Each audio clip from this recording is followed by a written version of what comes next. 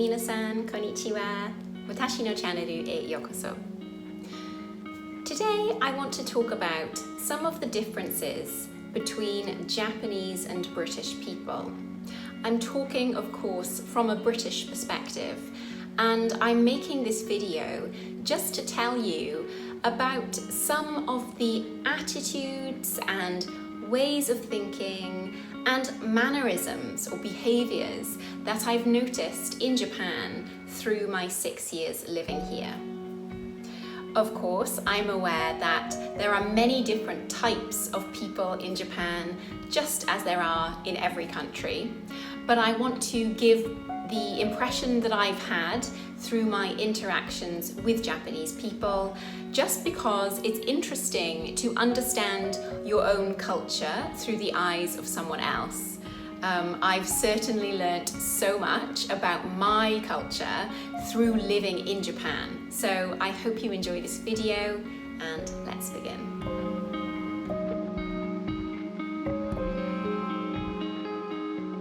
I think many people from my country and other Western countries think of Japan as clean and safe, and the people here are very polite. I would add one more thing and say that in Japan I notice how detail-oriented people are. Japanese people generally put a lot of attention to small details, which means that more often than not, the products that are made in Japan or by Japanese people are absolutely excellent. Japan has a reputation for producing items that don't break easily and are made to the best possible standard. I would say that it's not just that people have good attention to detail. People aren't born with magical attention to detail. What I notice among Japanese people generally is that people are proud to do their best at their tasks, and this attitude naturally leads to good attention to detail. I went to the shop just before making this video, and I noticed that the shop cashier, the way that she folded the items that I bought and bagged each one in appropriate bags, these are things that I don't think we would see in Britain unless you paid extra money for it. When I go to a shop and they are wrapping my bag or preparing my item, I really want to take a video just to show people in my country how much attention to detail and how much care people put in to packing a product that isn't even for them.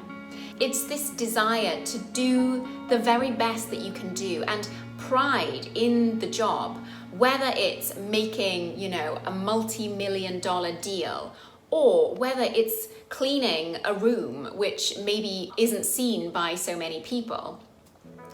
When I went to Aizu Wakamatsu, I was told that every year the townspeople gather and clean the inside of the kanondo, which is dotted around the area. This is a room that nobody will see ever, basically, except for those periods in which they are cleaned. And it just made me realize how people in Japan seem to be proud of the pieces that are not viewed by the public. It's not about whether it's seen or not seen. It's about the kokoro. Do I believe that I've done my best? And if so, there is a feeling of being proud of the work done. I think this attention to detail is something extremely inspiring and isn't really a feature of Western countries. Of course, there are places with attention to detail, but I would say we're probably more of a slapdash attitude. We want to get things done, and as long as it looks okay, then we're fine. That does mean that we're a bit more loose. So I think in Japan, people tend to be more, we say type A, and I think it's komakai. Sorry if that's wrong. People are a little bit more interested in things being a certain way. Whereas in the UK, I feel that There are much more people who want to go with the flow, and if you're a bit late, never mind. There's this looseness to the attitudes in the West, which I think isn't so apparent in Japan. Of course, there are people who are much like people in the West, and in my country there are people who are more caring tendency that I see in Japan, but just generally what I notice is that, for example, timings are very important. In Japan, like, people aren't late, and again this relates to wanting to try your best, I think, and enjoying the stability that structure provides. In the UK, I think being 5 or 10 minutes late isn't really a big deal, but we would say, oh, sorry, I'm late. However, timing in Japan is a lot more important, and funnily enough, whilst being a British person myself, I do not like to be late. It makes me really uncomfortable, and even just 5 minutes late, I don't like that feeling. So in a way, I'm really, really comforted by living in a country where people really take pride being on time, if not a little bit early. For me, that suits me perfectly. The Japanese honne and tatemae. There are many different feelings, I think, amongst Japanese people about this concept, and also some confusion for foreigners, because we don't have this kind of structure of personality, if you like. It can be confusing as a foreigner to understand the true feeling of a Japanese person. But in some ways, it's really fitting. Somebody asked me just today, does it confuse you? And I said, to be honest, when a foreigner wants to enjoy Japan and live here for a long time, there is a lot of unwritten stuff that we have to learn. And I think quite naturally, I have always been someone who would much rather avoid conflict or directness and use more subtle ways to suggest how I feel. So if somebody suggests doing something that I don't really want to do, for example, let's go to a karaoke bar all night and have a crazy party, perhaps I won't say no. I don't want to say so directly. I don't want to make a situation where my voice is heard, but the harmony is kind of destroyed. I'd much rather say, oh, yeah, like we could do. In a way, for me, that expresses that I don't want to go, and I need to rely on the other person to understand that I mean no, even if I'm saying yes. So whilst we don't have honne and tatemae in this kind of structured way in my country, I do believe that we all have that inside of us. There is always a time where maybe we don't want to do something, but we have to put on a brave face and get on with it anyway. And I think once we accept this about a culture or a person, we can kind of become more gentle and read things that are more subtle but just as present as words are.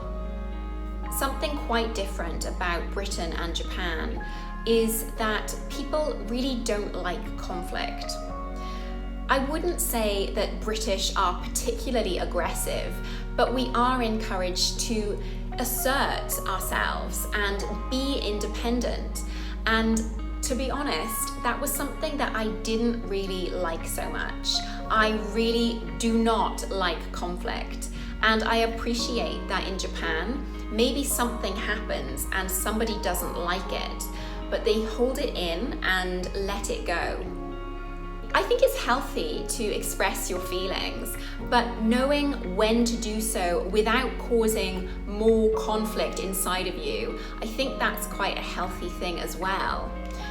Something that I have learned to do is not so much push my feelings inside because I know that they're going to come out at a later moment, but what I have learned to do is to let things go.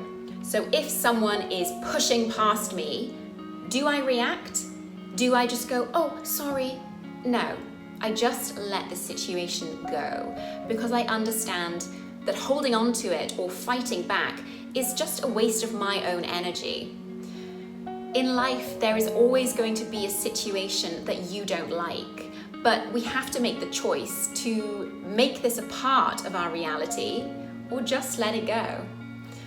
And I think, or at least I feel, amongst Japanese people, there is a deep understanding of this.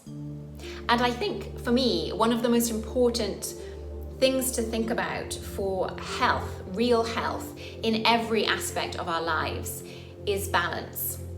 And in the kokoro of Japanese spirit, I feel that there is a huge respect for balance. Balance in the sense of accepting the way that things are and going with the flow of life, accepting that even if you can't express your anger right now, maybe it's okay to keep this balance and to keep this harmony in society. As a final note, I will say that I think I have changed whilst living in Japan. Of course, I am not a saint, and I do have my struggles and I do have my outbursts of emotion, but I would say that I think Japan, or my experience living in Japan, has been extremely healthy for me in the way that I can manage my emotions and in the way that I can connect more with the people around me because of this sense of harmony and desire to keep that peace. If everybody does a small sacrifice for this momentary wave of anger or frustration, it just keeps this beautiful harmony which we can all enjoy. Thank you so much for listening to this video today. I will probably do another video more about British tendencies, but for now I will leave it there, and thank you so much for listening. Please do leave your comments, and until next time.